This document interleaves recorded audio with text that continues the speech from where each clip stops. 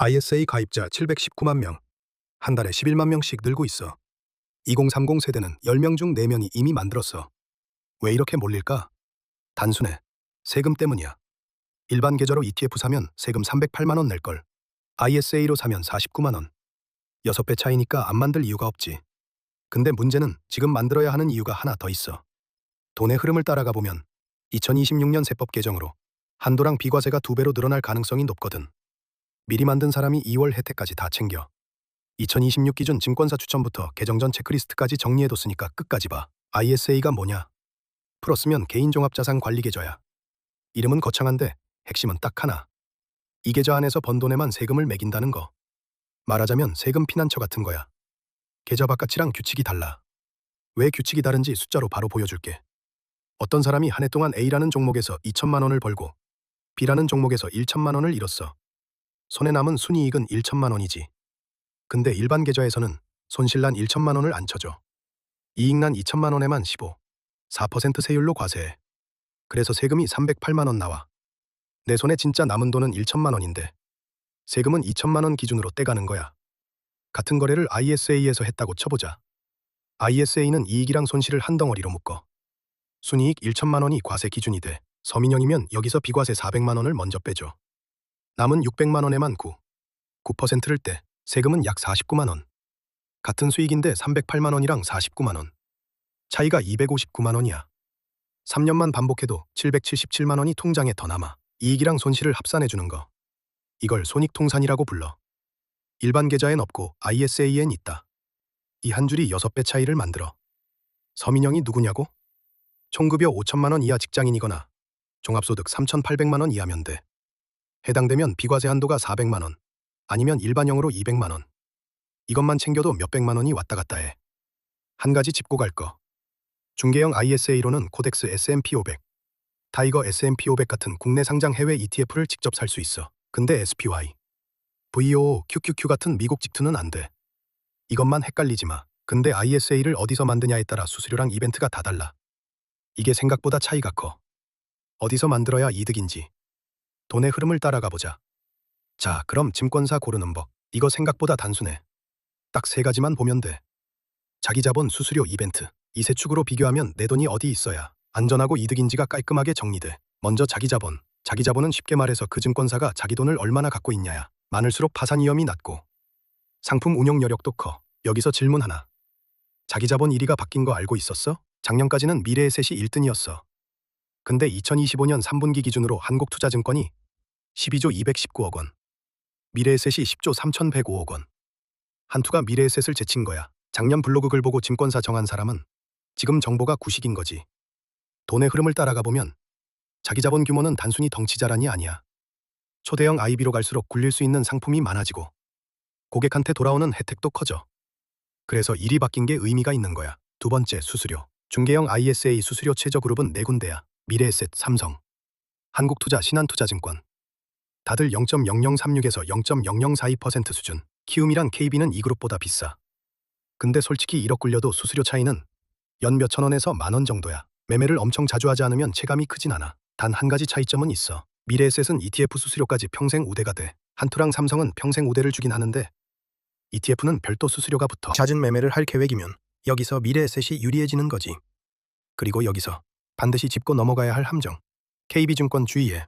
KB는 수수료 우대를 자동으로 안 해줘. 계좌 만들고 나서 별도로 수수료 혜택 신청하기 버튼을 직접 눌러야 적용돼. 이거 안 누르면 우대 없이 그냥 기본 수수료로 빠져나가.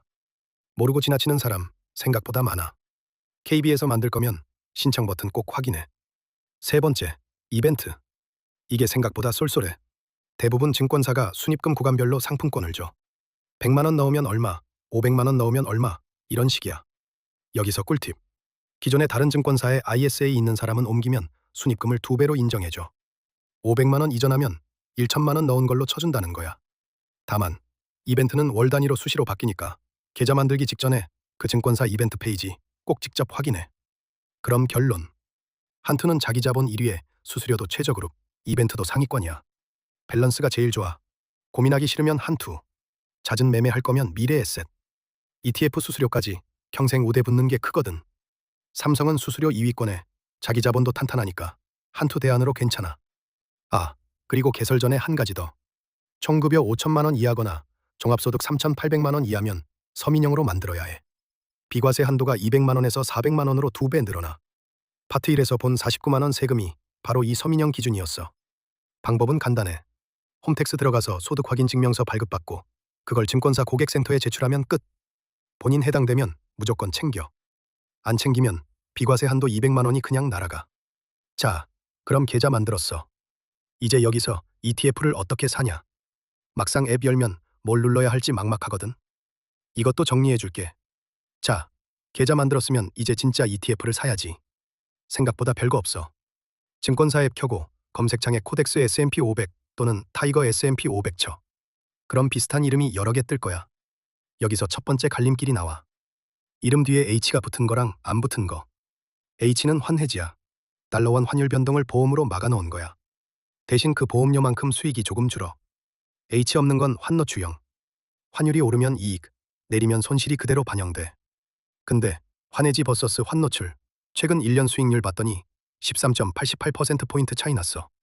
환노출형 코덱스 미국 S&P 500이 34.96%, 환해지형은 21.08%. 이거 알고 사는 거랑 모르고 사는 거 엄청 다르거든?